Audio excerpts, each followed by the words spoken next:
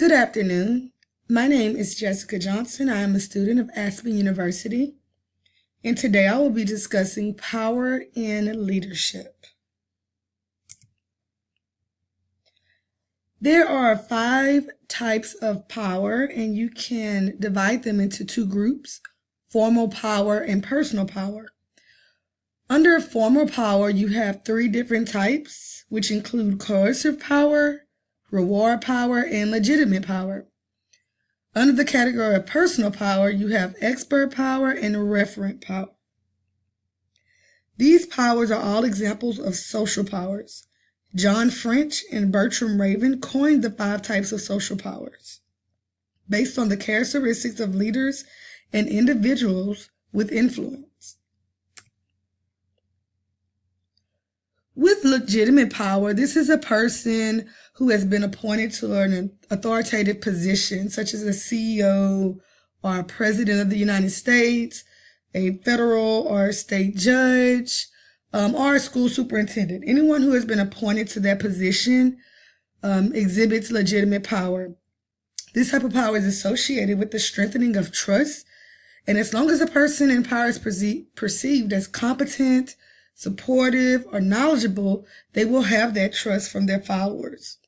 For example, the position of the president is one of the highest ranking offices in the free world. And regardless if a person disagrees with the president, that does not take away his legitimate power because this person has been appointed to that authoritative position. The next type of power I want to discuss is the coercive power. This type of power refers to having the authority and the ability to give consequences for any reason chosen. They can give consequences, take them away. For example, people such as Adolf Hitler or high-power executives or even members of the police force, they utilize coercive power. In addition, parents utilize coercive power to get their children to perform the way they want them to perform. Coercive power can damage implicit trust with an organization. It can also weaken social bonds with authority figures, and it can keep people from cooperating with those in leadership. According to a study on legitimate and coercive power, the subsequent impact of cooperation and antagonistic power increase with the use of coercive power. So this may not be the best power to use if used in a negative manner.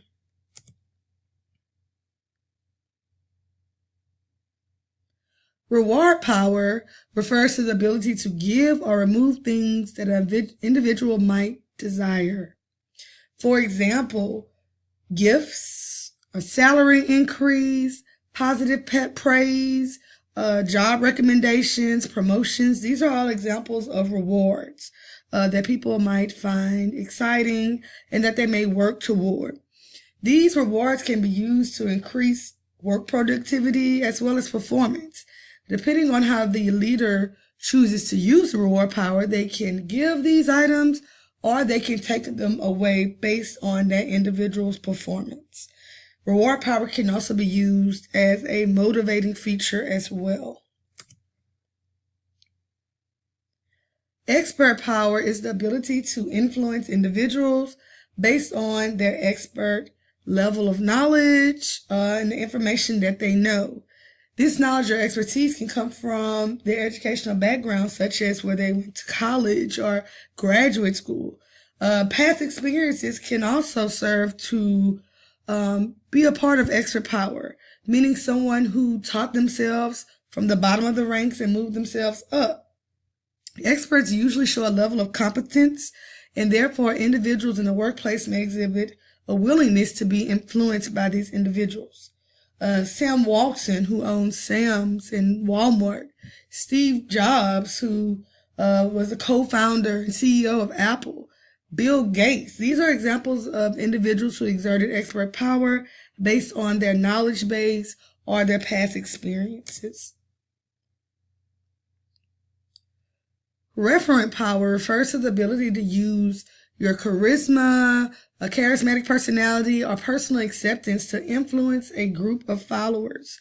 Relationships is something that plays a key role in referent power.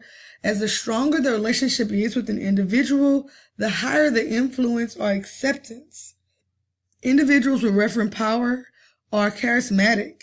They possess integrity. They have a high level of approval.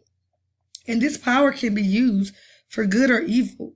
So you think about people like Mahatma Gandhi or Martin Luther King, who used their charisma for something positive. And then you think about people like Charles Manson, who used their charismatic personality for evil.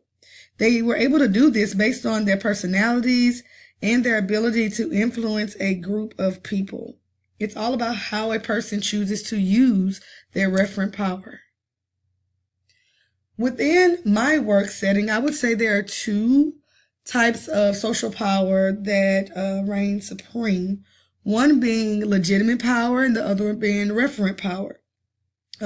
We have a lot of visitors in my school district from the district office. We've had the CEO visit, the COO, and high district personnel.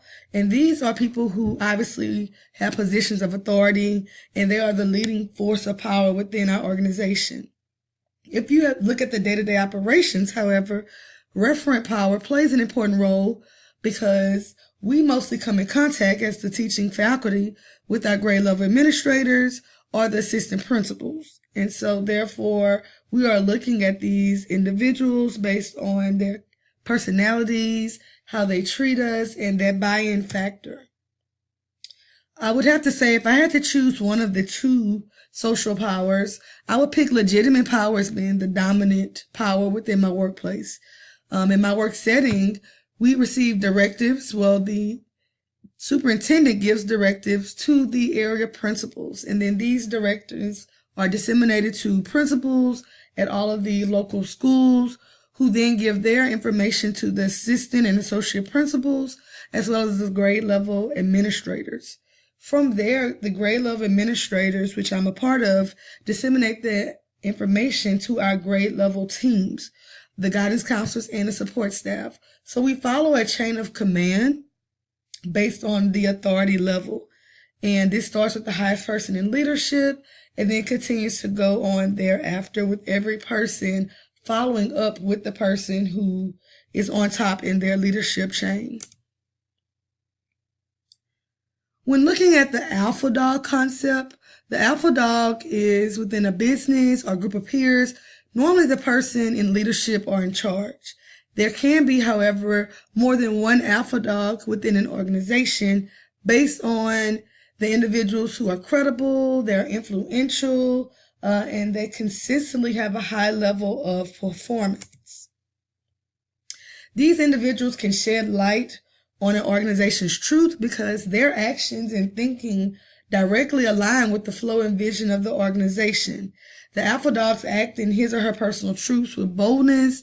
They create a level of buy-in within the organization that drives followers to perform at a high level and also increase their productivity. This alpha dog creates an energy that's contagious, and it kind of takes over in the work culture, creating a high energy.